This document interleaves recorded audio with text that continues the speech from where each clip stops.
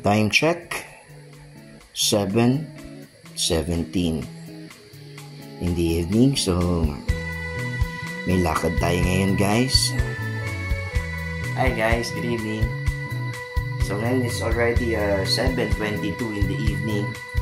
And magpapahatid ako kay Carl sa SM Clark. Kasi sasakay ako ng P2P bus going Ninoy Aquino International Airport Terminal 4. So doon tayo sasakay papuntang Romblon. So samahan niyo ako sa adventure ko, guys, going Romblon. So doon naman tayo magtatrabaho. So see you guys. So bye-bye yung vlog natin. See you. And guys, alis na ako. So papahatid ako kay Carl. So hintayin ko lang siya. Sa totoo talaga, ayoko yung airport sa Manila eh. Kasi bukod sa crowded, napakalayo pa namin dun. Wala lang kasing Romblon dito sa Clark eh. Yan, yung isa pa, magka-travel pala kami sa Sunday, Taiwan. Doon na naman kami. Kasi yung dito sa Clark, medyo pangit yung oras ng mga flight going Taiwan. So dito, yan. So dito na si Carl. Yan na si Carl, lumalabas na. Ay, napakatagal ko naghihintay. Actually, medyo travel pa kami ng ilang minutes, guys. Siguro mga 30 to 40 minutes going sa SM Clark kasi yung traffic. So, see you sa SM Clark.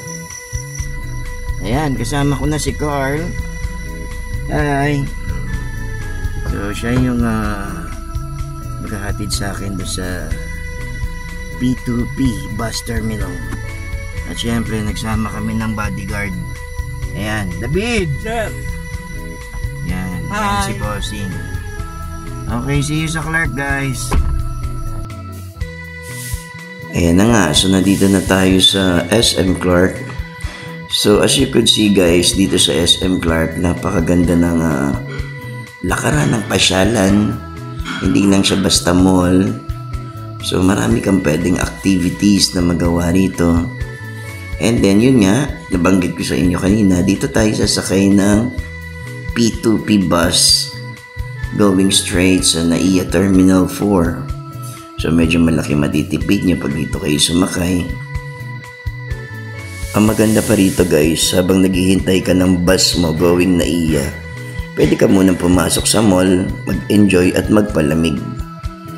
So yan yung maganda rito. So yan na yung P2P terminal sa tapat mismo ng SM Clark. Sige. Dahan-dahan mag-drive ba? Alright.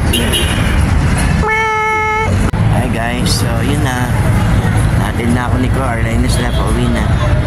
So, dito yung pila ng P2P bus.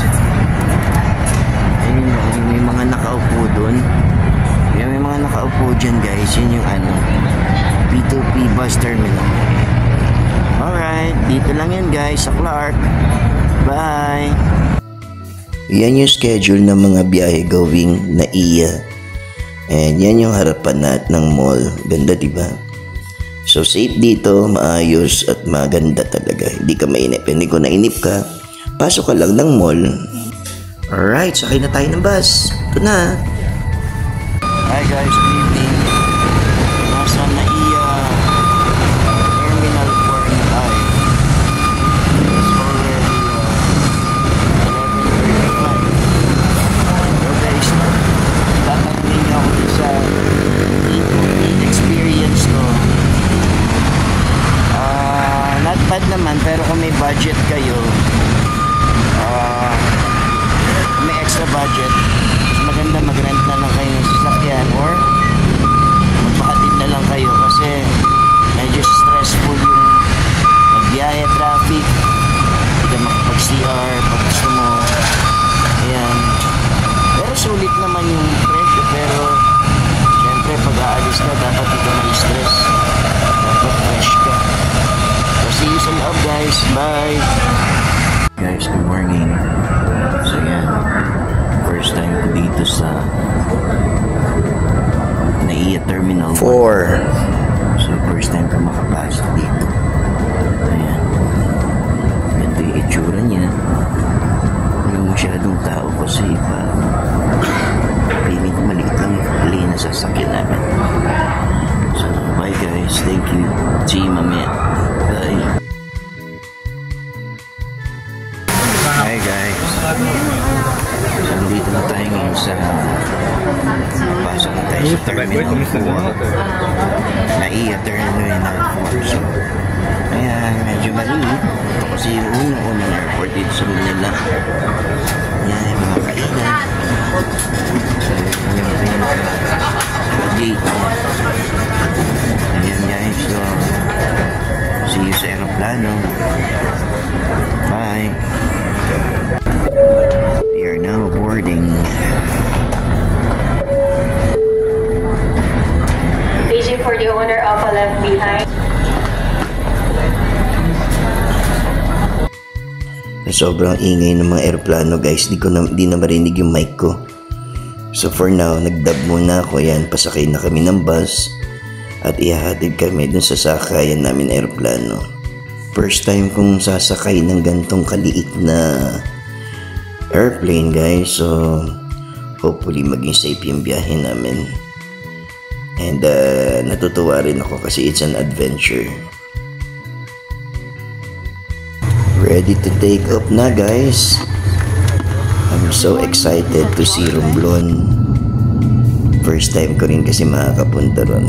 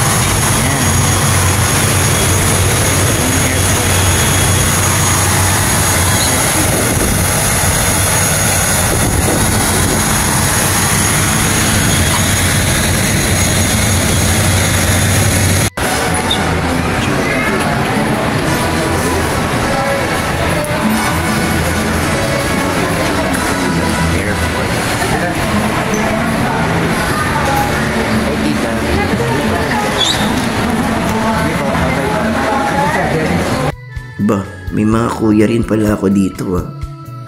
Alam nyo guys, ang ganda dito. Alam mo, fresh na fresh yung hangin. Walang pollution. Tapos yung probinsya, napakaganda. Alam mo, sobrang peaceful yung lugar. Yung tipong kahit anong oras ka maglakad, wala kang iisipin kahit ano. O, andito na tayo sa site ng client namin. Siyempre, kain muna. Good afternoon. So, nandito tayo ngayon sa construction site ng project natin. So, ito po, papakita ko sa inyo. So, set upan natin ito ng LED wall. So, LED wall na naman na client. So, tara guys, pakita ko sa inyo. So, ito guys, yung project ng bago. So, dito natin ilalagay yung binili nilang dalawang set ng LED wall. 2 million yun, make it guys. Yan na, ginagawa na yung mga frame. Kung saan kakabit yung mga LED wall natin. So, ito itong covered board na lalagyan ng small stage dito. Magkakaroon ng konting entertainment. So mamaya guys, papakita ko pag kinakabit na namin LED wall. Tapos papakita ko sa inyo yung kung saan kami pinagstay ng customer namin. Medyo itong customer namin mayaman talaga. Isa sa pinakamayaman dito sa Romblon. Pero hindi ko na ma-mention kung sino siya, no? For the privacy ng tao. Ito guys, papakita ko sa iyo.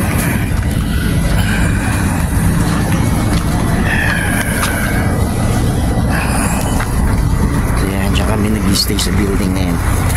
Ngayon ibabaw niya puro toys. See you sa loob, guys. So yan yung customer ko. Mahilig siya sa toys. So collector siya ng toys. Yan. Ito na, unti-unti na natin binubuo yung LED wall na binili nila. Yan, ang ganda niyan guys pag nabuo. So yun yung sinatsaga namin ngayon. Kahit medyo sobrang gabi na, medyo late na, pero kailangan namin siyang matapos. Ayan na, konti na lang, aandar na. Ayan. Oops. Yan na, nagmamapping na lang.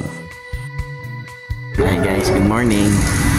So yan, we're almost done sa sinet-up namin na LED wall. So dalawang LED wall yan pinagsama. So we're almost done and it's already 4 AM. So thank you for watching guys. Bye.